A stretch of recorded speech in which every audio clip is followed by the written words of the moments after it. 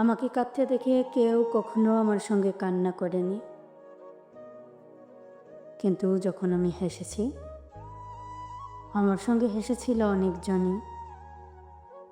হয়তো তারা হাসির কারণ জানত না, হয়তো বুকের ভেতর ক্ষত দেখত না কেউ। এই যে তারা হাসির সঙ্গী হলো, এ থেকেই আমি বুঝলাম মানুষ সুখের সময় পাশে থাকে, দুঃখ এলেই পাশ কাটিয়ে চলে যায়।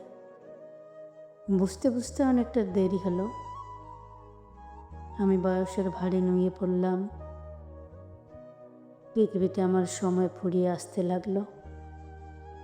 কত মানুষ বলেছিল একদিন সব ঠিক হয়ে যাবে, কিন্তু জীবনের শেষ প্রান্তে এসে দেখলাম জীবনে কিছুই ঠিক হয় না। জীবনে শুধু মানিয়ে নিতে হয়, মেনে নিতে হয়। এমনিভাবে চলতে চলতে একদিন জীবনের সমাপ্তি ঘটে। বাস এতটুকুই।